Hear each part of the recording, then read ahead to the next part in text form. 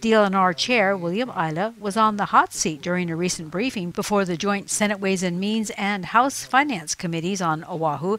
Big Island Representative Richard Onishi carried with him the concerns of the hunting community over a plan that has apparently stalled on the desk of the DLNR. What is the status of the Hawaii Island Game Management Plan that was submitted to DLNR in April of 2010? And what's the timeline for its review and approval or recommendations, etc.? It's in its draft form right now. There are some issues with it that the department is trying to work through. I can't tell you when it'll be available for publication. We're not satisfied with it, so we're not ready to bring it out to the public. And things are changing so there's parts of it that may not be applicable today because it was planned 4 or 5 years ago and things have changed on the ground. Things may change even further with Fish and Wildlife Service, especially on statewide, looking at the designation of critical habitat for a number of species across the state. Okay, but these conditions, they constantly change. So if you don't work on a plan and put something down, then you have nothing to modify or look at to begin to address these issues in relationship to the needs of the hunters.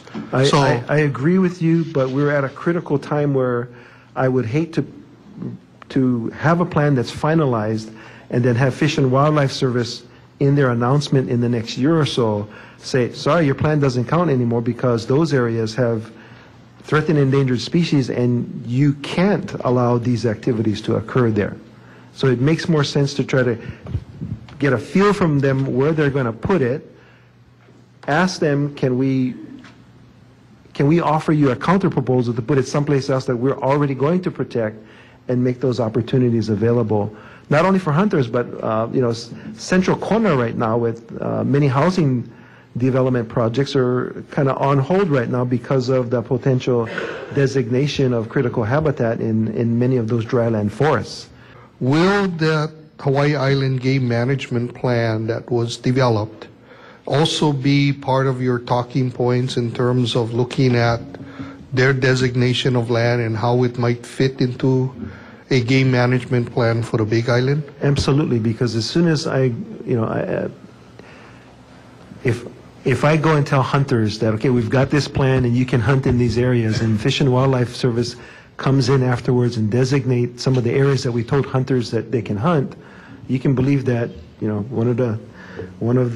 my first 3 R, or the last of the 3 R's was respect. I would immediately lose respect on behalf of those hunters. So I would rather face the wrath of them saying you aren't doing a good job by not having the plan ready now than trying to go back on my word to them later on, having this federal action being overlaid over state lands. And maybe we can take this offline, but I'd like to maybe set up some kind of communication, especially to the hunters of the Big Island, to indicate to them what the department's plan and strategy is so that they can be updated. If I may be frank with you, Representative, we have been communicating with them. The communication has been one way. They're not hearing what they want to hear, so that's why we're in a disagreement. I would rather understand what Fish and Wildlife Service is going to do so that we can try to offer them alternate plans and then go to the hunters and say, look, this is the universe as it exists now. How can we work together to find hunting areas for you, protect protective species, and protect the watershed? Well, I'll be more than happy to assist you with that.